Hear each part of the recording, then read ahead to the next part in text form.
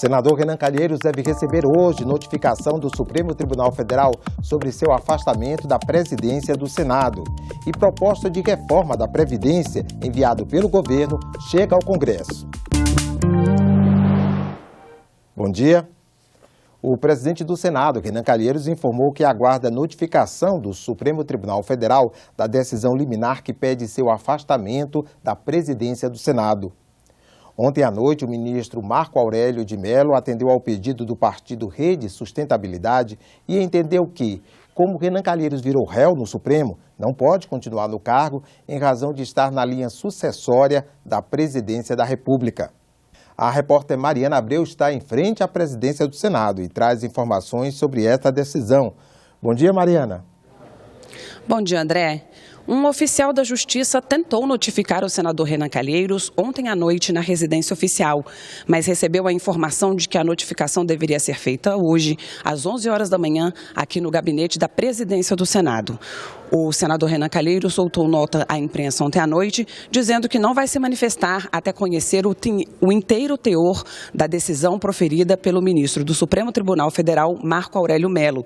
Ele lembrou ainda que o Senado ainda não foi chamado a se pronunciar sobre a ação que determina que os réus não podem ocupar cargo na linha sucessória para a presidência da República e que esse julgamento sequer foi concluído.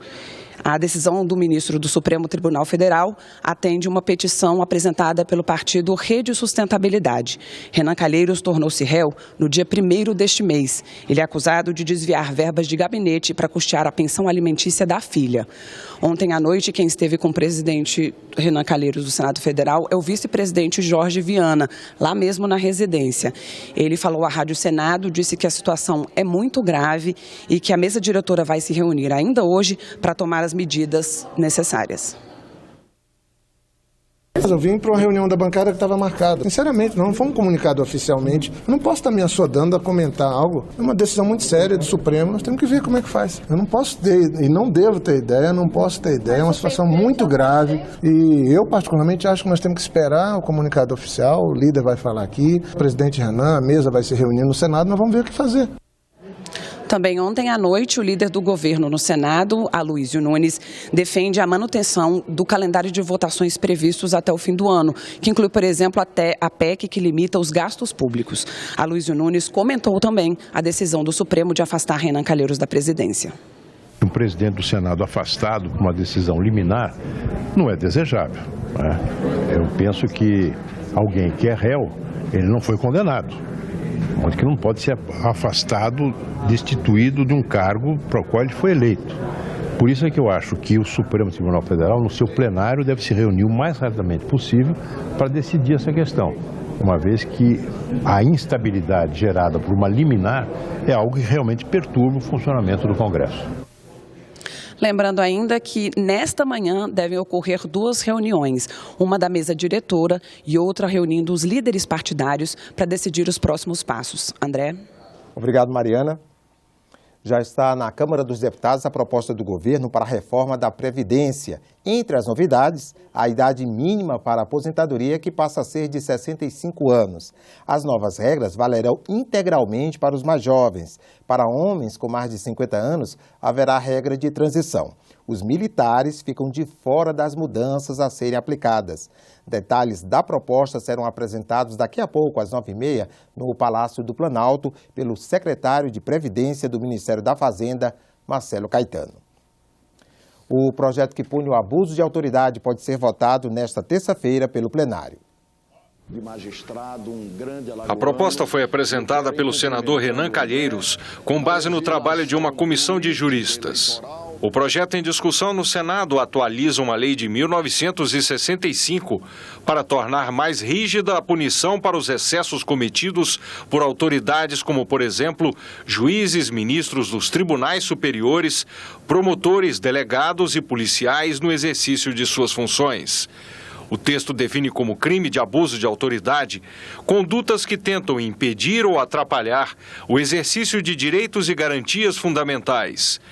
Exemplos: carteiradas, uso indevido de algemas e vazamento para a imprensa de interceptações telefônicas. e prevê penas que podem chegar a 5 anos de prisão, além de multas e sanções administrativas. A perda do cargo é aplicada na reincidência do abuso. Na semana passada, em debate no plenário, o juiz Sérgio Moro, responsável em Curitiba pela Operação Lava Jato, afirmou que não é hora de votar a proposta. Gilmar Mendes, ministro do Supremo Tribunal Federal, discordou do colega. Eu acredito que talvez não seja o melhor momento e o Senado Federal pode passar uma mensagem errada à sociedade brasileira. Qual seria o momento adequado para discutir esse tema? A Lava Jato não precisa de licença especial para fazer as suas investigações. Os senadores também divergem. Uns querem votar logo a proposta. Deixaram isso claro na sessão de debates. Nós estamos atrasados. Essas pessoas que estão lá sofrendo o tempo inteiro o abuso do guarda da esquina, ou o funcionário público que tem que aguentar a carteirada do parlamentar para ter algum tipo de benefício e privilégio ilegal, precisam ser amparados para o exercício do seu trabalho. Outro grupo de senadores quer debater mais o tema antes de votar. Alguns parlamentares até apresentaram um texto alternativo, tanto à proposta que está no plenário, quanto ao pacote anticorrupção que veio da Câmara e que tem um artigo tratando do abuso de autoridade. Nós estamos apresentando substitutivo para dizer que existem outras ideias e outras propostas. E uma matéria dessa natureza deveria ser debatida com a cautela necessária, com o tempo necessário para amadurecer. Empurrar, enfiar, levar a cabo no plenário do Senado o debate dessa proposta nesse momento histórico que o país atravessa é claramente intimidar a atuação de magistrados e principalmente do Ministério Público. Confira agora a agenda das comissões do Senado para amanhã desta terça-feira. As propostas de reforma da Previdência serão discutidas em audiência pública na Comissão de Direitos Humanos. A Comissão de Ciência e Tecnologia tem na pauta o relatório de avaliação da política pública dos fundos de incentivo ao desenvolvimento científico e tecnológico. Também na pauta há projetos como o que prevê recursos obrigatórios para pesquisa e desenvolvimento de fontes alternativas de energia. A medida valeria tanto para o contexto da energia elétrica como para a indústria do petróleo. A Comissão de Meio Ambiente e Defesa do Consumidor tem na pauta o projeto que obriga o fabricante a pôr nos rótulos de bebidas alcoólicas o valor energético respectivo. A Comissão de Assuntos Econômicos tem na pauta o projeto que limita as taxas de juros cobradas por bancos e instituições financeiras, inclusive administradoras de cartões de crédito, nas operações e serviços bancários ou financeiros prestados às pessoas físicas e jurídicas no Brasil. Na primeira parte da reunião, a Comissão de Transparência e Governança Pública debate em audiência pública a telefonia celular no Brasil. Depois, os senadores examinam, entre outros itens, o projeto que trata do licenciamento eletrônico de veículos. 9 vetos presidenciais estão na pauta da sessão do Congresso marcada para as 11 da manhã desta terça-feira. Mas a maior expectativa é pelo término da votação da Lei de Diretrizes Orçamentárias, também conhecida pelas iniciais LDO. Faltam ser votados 3 destaques aprovados pelos parlamentares. O texto base da LDO para 2016 autoriza o governo federal a fechar o ano com um déficit de 139 bilhões e prevê um crescimento de 1,2% no Produto Interno Bruto, o PIB.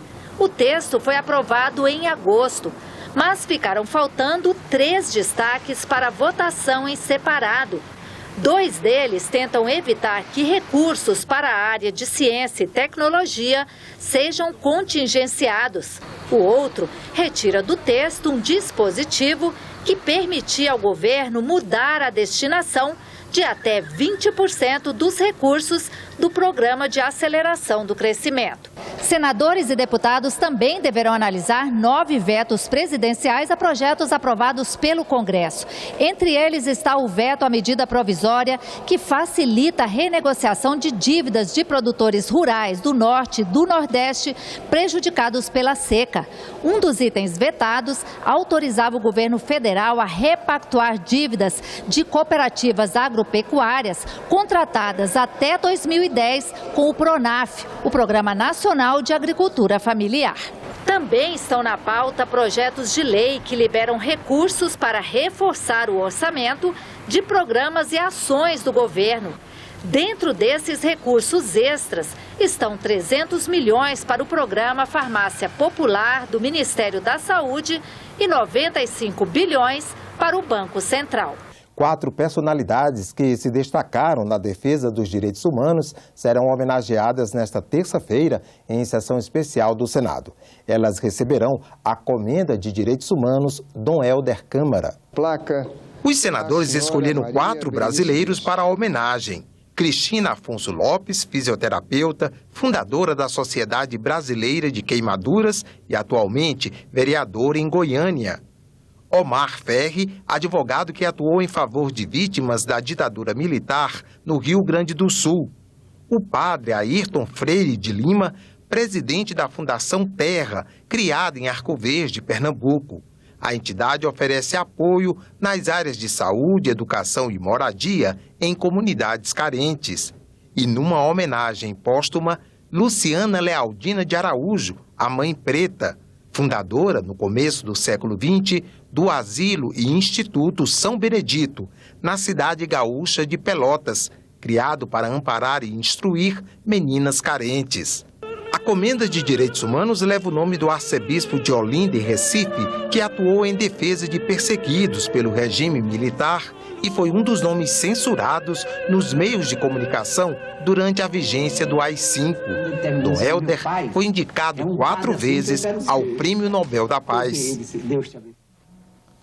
Ficamos por aqui. Ao longo do dia você acompanha outras informações nos boletins do Senado agora. Enquanto isso, continue assistindo a nossa programação.